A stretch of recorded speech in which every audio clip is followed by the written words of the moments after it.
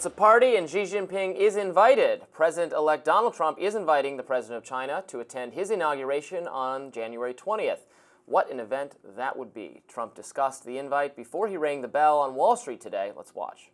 And a lot of world leaders there. We had about 80 world leaders, different countries, and they were all coming together. They all wanted to meet us and meet me as representative of the U.S., and there was a lot of goodwill, but we're going to get some really tremendous goodwill. I was even thinking about inviting certain people to the inauguration, and some people said, wow, that's a little risky, isn't it? And I said, maybe it is. We'll see. We'll see what happens. But we like to take little chances, but that's not a bad chance.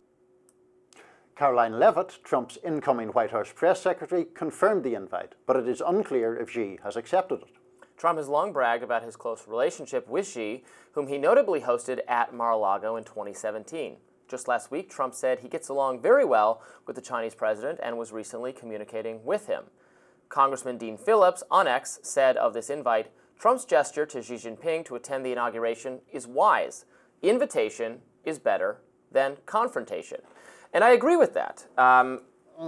We need to, it's better to work with world leaders, even ones we're ostensibly at odds with over a variety of issues, and try to resolve those differences without having to resort toward to economic sanctions or self-sanctions, which is what tariffs effectively are. We don't want to have to do the tariffs on Chinese goods that Trump is talking about doing. So maybe if this is the beginning of having a conversation to stop having some of those punitive things happen that end up affecting us here, that would be good. I think it's, again, Xi Jinping is bad. I can say that because I'm not in the American government and I'm not going to meet with him. He doesn't care what I think, but he is responsible for a severe backsliding of Chinese democracy and of just authoritarian treatment of, the Uyghurs and political prisoners.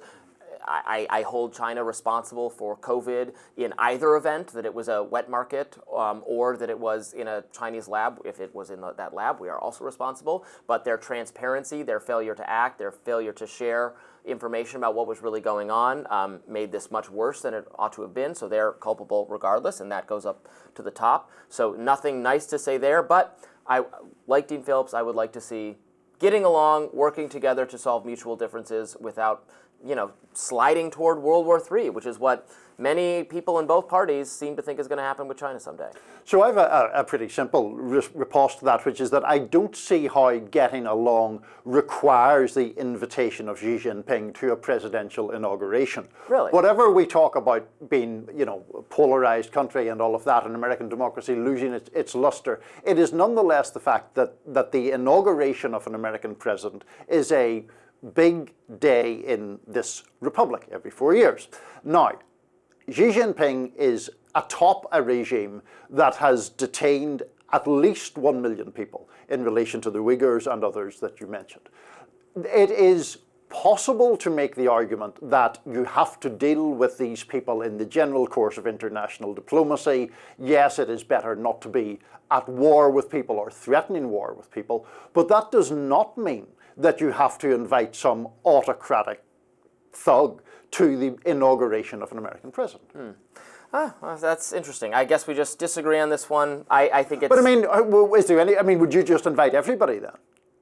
I would invite Xi Jinping specifically because it is so important to have a better relationship between the U.S. and China. No. But do you think he would take... is Xi Jinping going to be taking umbrage if he's not invited to Trump's inauguration? He might. I don't know. He's notoriously easily offended. But he's never been banned in his country depictions of him, of Winnie the Pooh, because he thinks it looks too much like him. So yes, I think he's someone never been invited before. I'm not going to get offended generally if I'm not invited to something that no one's ever invited me to. I don't think they have to invite every... But China is like the other most important country in the world right now.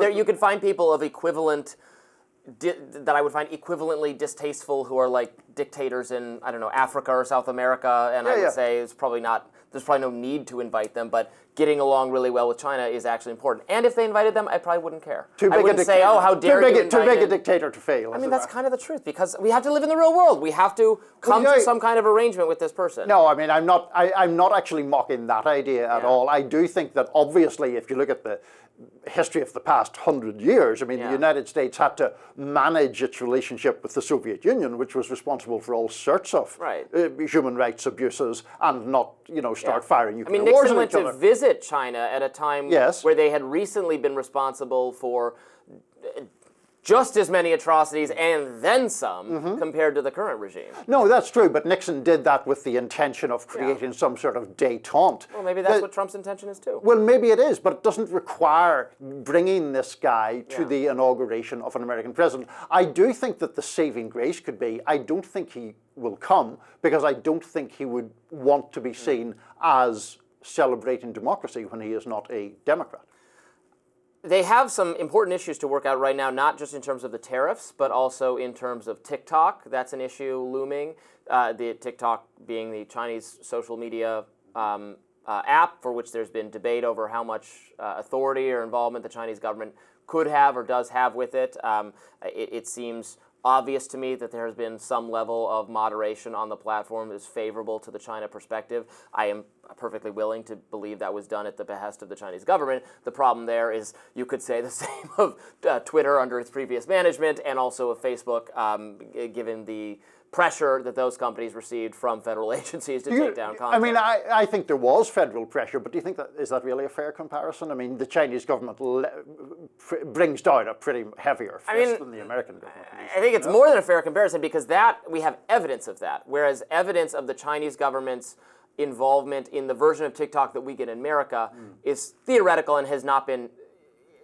There's some data that maybe suggests, if you look at it close, it's not nearly as overwhelmingly obvious as the multiple emails we've now seen from various figures at agencies. Now, the TikTok version for China, that is no argument, is heavily, heavily censored by the Chinese government, just like the Google version in China. That is, that is heavily censored beyond any reasonable doubt. The version we're getting here, it's like how much, this is a fear of U.S. national security experts, is like, oh, we're getting Chinese propaganda on our app. Like, again, maybe we are, but there's not as much evidence of that, where there's overwhelming evidence that you were getting what I would, CDC propaganda. You would say you're fine with what the CDC has to say. And I'm fine. They can express what their views on social media, but they were effectively doing the content moderation themselves. But anyway, long story short, the date to have TikTok banned in the U.S. or banned in the app stores for U.S. social media companies is the end of January. And TikTok lost just the other day a court case to stop that ban. They're appealing to the Supreme Court. We will see if the Supreme Court takes up their case. Trump famously has changed his mind on this issue and no longer wants the app actually banned. So we'll see if that happens. A rare point of unity between President-elect Trump and Congresswoman Ocasio-Cortez. Yes, and myself as well. I'm in that camp too. All the greats. All the Trump, AOC, and Robby Soave. Lots more to come today on Rising. We'll be back in just a minute.